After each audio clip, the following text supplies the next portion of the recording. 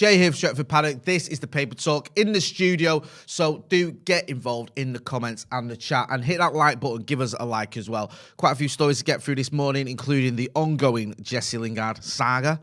Can we call it that? It feels like it's becoming a bit of a saga, doesn't it? An update on Ralph Rangnick. Looks like he might be top of the wish list for the permanent manager role. Also, some little sort of, well, I can't say two-hand finalists, but that doesn't make any sense, but there's one little story about Scott McTominay's award that he got. Do you remember he got that award, the inaugural or the only Jose Mourinho Manager's Player of the Year award or whatever it was?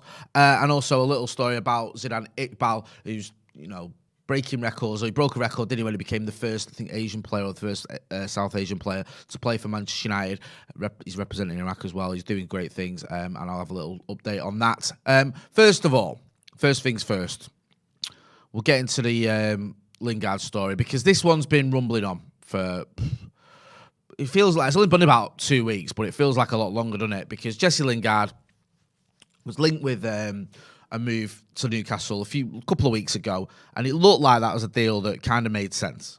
Because you looked at it, you thought, okay, United were reluctant to sell him to a top four rival or to let him go to a top four rival.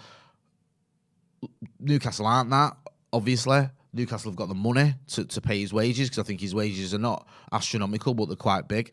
So it's like, okay, this kind of all makes sense. Now, the problem has been United playing hardball over the fee, because United basically were asking, I think, around 6 million quid for Lingard, or 6 million quid, which you think, okay, that's fair enough. But then there's like this bonus that we're hearing about where if Newcastle stay up, United want, I think, another 10 million or something, which would, I think the total would end up being around 15 million quid for Newcastle if Jesse Lingard was to help them stay up. I think, sorry, it's a 12 million bonus if they avoid relegation. Now, from the United point of view, it's like, well, okay, avoiding relegation for Newcastle is going to be worth hundreds of millions of pounds to them.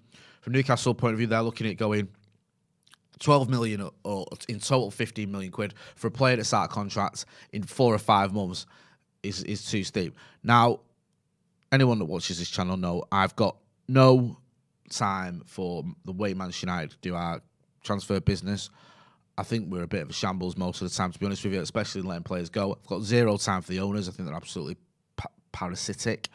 But, forgive me, I haven't got an issue with United saying this. I know yesterday I was saying Jesse Lingard deserves a move, and he does deserve a move, and I think he's been a good servant for Manchester United, scored in 2 cup finals, and I think the nice thing or the right thing to do will be to let him move on. But the other side to that is this idea that, okay, Newcastle have got a lot of money.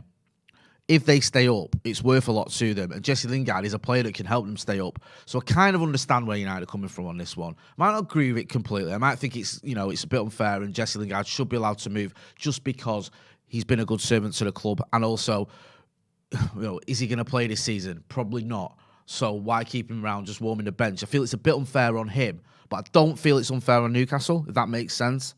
I'm not too sort of, disappointed or gutted the way we've treated Newcastle United, because I think when you look at Newcastle United, they were busy bragging, weren't they, a few months ago about all this money they've got. Now they're saying, we're not going to pay this money. If you go around telling everyone that you've won the lottery, don't be surprised if people start, charging you a bit extra for that bag of weed. So I'm just a little bit like, you know what? Newcastle have got money. Staying in the Premier League is massive to them, because if they go down, they're going to struggle on this project they've got to keep it going on schedule. They're going to have to go down, buy a certain type of player, because a lot, your big name players ain't going to want to sit in the Championship, are they? They're not going to want to come to the Championship, then get promoted, and it's not a given. The Championship can be a difficult league to get out of. Many clubs have faltered trying to do that. Many clubs who've had investment have faltered trying to do that. So it might not even be an automatic bounce back. I expect it to be, but it might not be. So that could cost you more money and end up, delaying your projects even further. So I can kind of understand why United are saying, listen, if he keeps you in the Premier League, that's worth a lot of money to you, so give us a 12 million quid bonus. The person I feel sorry for all this is Jesse Lingard, because despite what you think of Jesse Lingard, he's played a lot of football for Manchester United. He's been at the club since he's a kid, scored some important goals, and I'd like to see him get his move, and I'd like to see him get back into the England team, hopefully for the World Cup as well. But I've got no sympathy for Newcastle United. And this narrative that I'm seeing in certain outlets of like, United are out of order and United are taking a mick out of Newcastle United. Let's not forget, Newcastle United have got a lot of money. Newcastle United historically have asked for silly money for their players as well. Do you remember the 50 million quid for, was it Sean Longstaff? I don't even know if he's the best Longstaff. And that's what they were asking for. I mean, that was ridiculous. And thirdly, they're owned by the richest people on the planet who are also pretty horrific in some of the things they've done, their dealings in the past. I mean, you know, look at how they treat journalists. That's all I'm going to say. So I'm not too sympathetic for Newcastle in this scenario. And I think if United are going to play hardball, that's the way it is, then fine.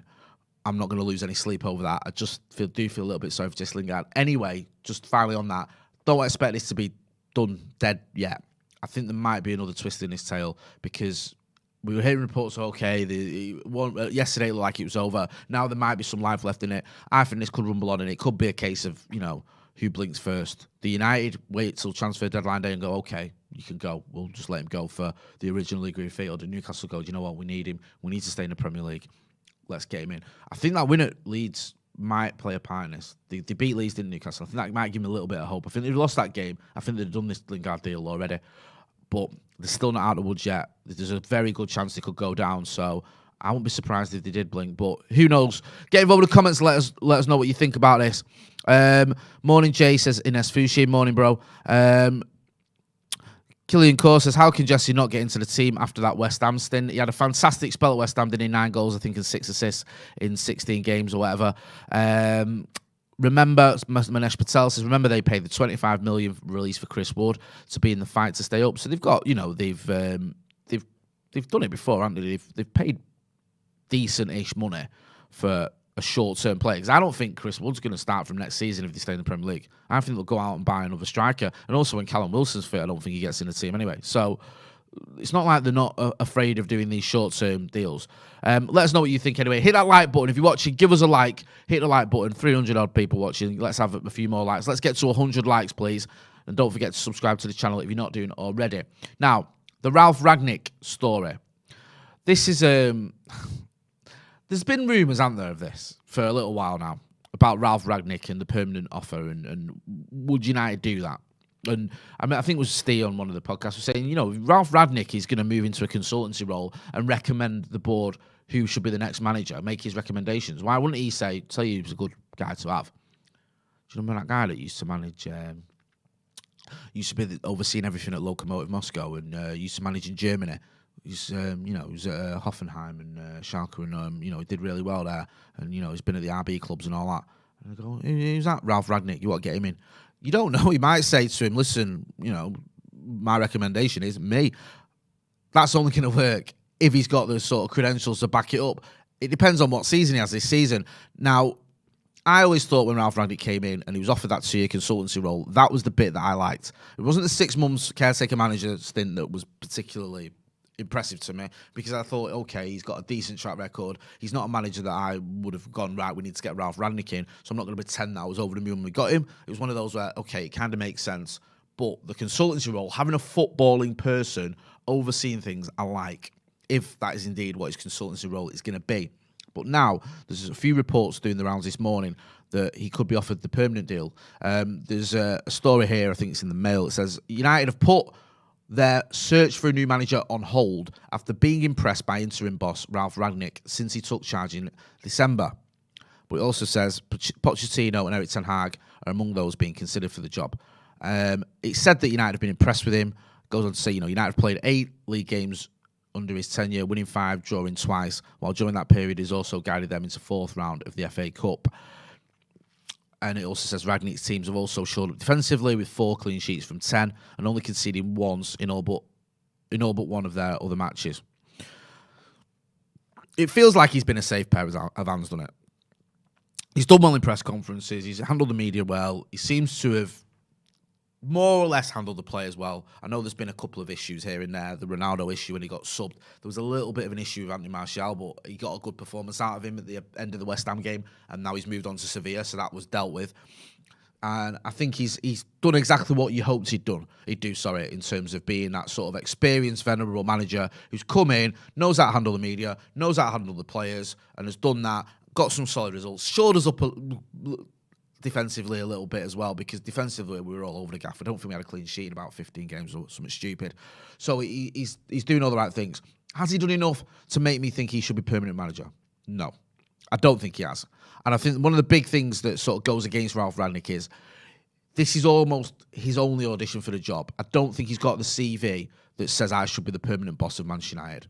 I think if he was coming into this job and he'd won titles elsewhere and maybe, a Champions League somewhere or even a Europa League, you can go, okay, look at what he's done. And he's done a decent job as caretaker. He deserves it long term. But he's purely and simply going to be judged, for me, on what he does as caretaker. Now, don't forget, it's happened before. Ole Gunnar Solskjaer didn't get the job because he won 2 titles at Mulder. That's a myth.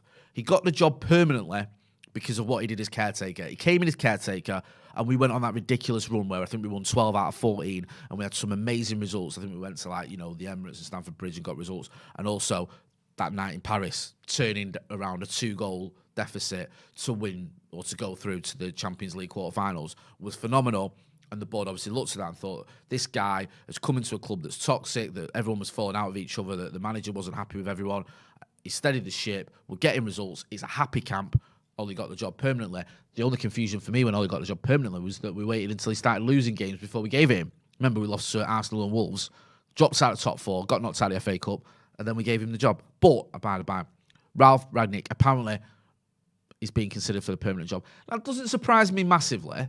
If he does a really good job, then why wouldn't he be considered? But like I said earlier, I think he's got to do something really impressive. I don't think if he gets top 4 and don't win out, I don't know if that's enough. I don't know if that, for me, says that's your permanent manager. I'll be honest with you. I think he has to do something like win something. FA Cup or, I know it's unlikely, but the Champions League. I think if he wins one of them, and if he wins the FA Cup and we get top 4, then maybe that's a conversation worth having. Because let's face facts, no one's done that since Sir Alex Ferguson left. Louis van Gaal got FA Cup. I think we finished 6th that season, was it? Jose won trophies, but again, he got into the Champions League via Europa. No one's got us into the top 4 and won a trophy. So if he does that, since Fergie, obviously. So if he does that, maybe that'll happen. But we'll wait and see. It does seem a little bit like ifs and buts and maybes. And I think when push comes to shove, it's purely and simply going to be to what he achieves as caretaker. I don't think there's anything else. I don't think there's one way you're going, okay, look at what he's done. Scott Freeman says, Ralph's quality is upstairs rather than on the field. If he wins the Champions League, then maybe. D-Man says, top 4 and FA Cup win and at least quarters in Champions League will be impressive. Yep, I agree. Nitin says, love Ralph, can't lie. Yeah. Reese Williams says, where has Mourinho and Van Gaal got us? Both of them had very good CVs, but didn't work at United.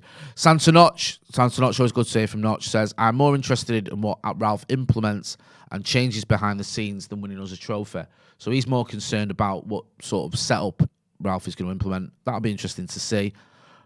Let us know whether you think you'd like to see Ralph Rangnick as a permanent boss, or do you feel like I do? It just depends on the next few months. Personally, in all honesty, I'd rather he moved upstairs and someone came in.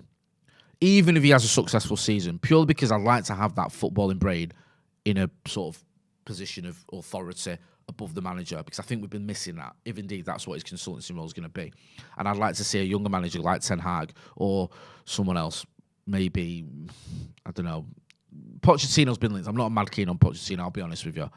But someone like Ten Hag coming in, and then Poch, and then Ralph Rangnick overseeing it. It kind of makes a lot of sense to me for Manchester United, that, and I think that could be a winning formula. But let us know what you think about that one. Get involved in the comments, get involved in the chat. Hit that like button as well. Let's get to 100 likes. Come on, people.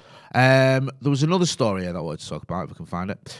Yeah, Zidane Iqbal, who's given one of the for such a young lad, he's given a fantastic interview. And he was talking, I think he was talking up to the club, he's given an interview to Man United.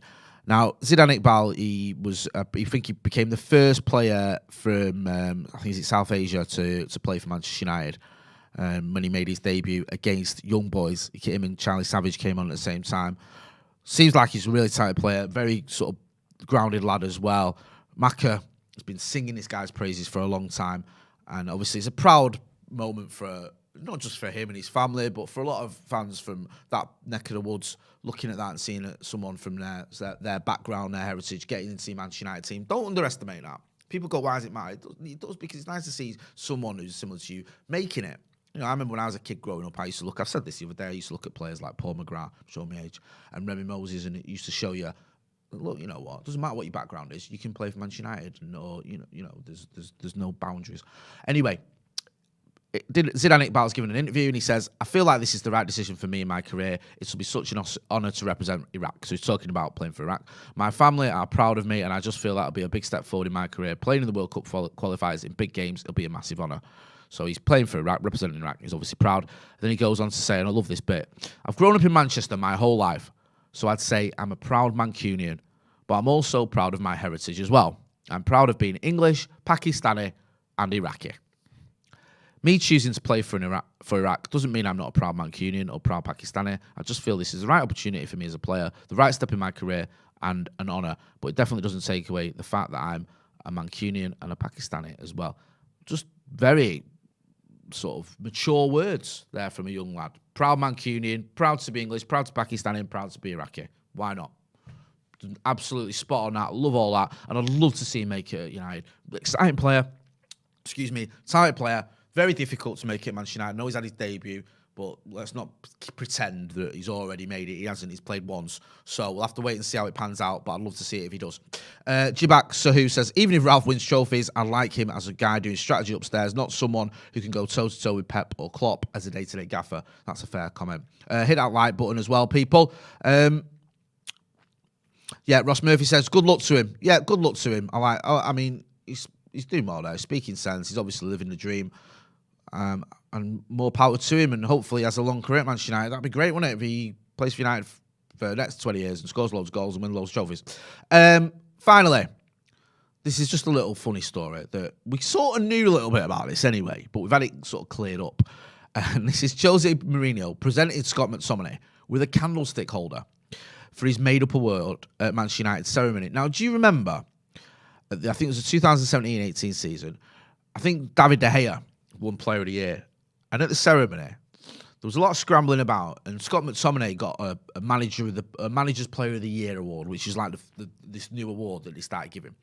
And the rumours were doing the rounds. Well, not rumours. I'd heard from people that were there that Jose Mourinho, just sort of halfway through the night, for whatever reason, there's varying accounts here, but he decided that he wasn't just happy with David De Gea getting an award, being the only one to get an award. He wanted someone else to get one as well, and he decided it was going to be Scott McTominay. So they had to go and get an award, a physical gong to give him. And apparently, Andy Goldstein was there, and he said it was a candlestick holder. So they went out and got him a candlestick holder. It says here, I mean, during the evening. The evening started at 8 p.m, and at about 9:30, we got wind of the fact that Jose wanted to give out an award. Maybe it was earlier, but it was halfway through the night. It was the Jose Mourinho Player of the Season award, which Scott McTominay won. But with an award, you need a trophy. So they ended up giving Scott McTominay a candlestick holder. It was long silver and had a little bend in it, and that was all we could find. I don't know if Scott McTominay knows he won a candlestick holder. Well, he does now, because you've told him, and so have we. So yeah, he got a candlestick holder, and I always thought that it was Jose spat his dummy out a little bit and was like, David De Gea, my goalkeeper winning Player of the Year again. We need to do something about that. Let's have another award. Let's give it Scott. So yeah, Scott McTominay got an award, which turns out to be a candlestick holder. We do things differently in Manchester United. Yeah, we give our players candlestick holders. That's what we're about. Don't forget to subscribe to the channel if you're not doing as well, and hit that like button. Make sure you check out all the other videos as well. You have Joe and Stephen Howson doing a bit of a transfer update on the free transfers that's available. There's quite a few free transfers available this summer. So they had a look at them and seen who United could go in for and who'd be worth getting. Who knows? I mean, there's a kid called Jesse Lingard who's out of contract in the summer. There's another one called Paul Pogba as well. Maybe we could go for them. So make sure you check that out. I've been Jay. This has been the Paper Talk live from the studio. Thanks for watching.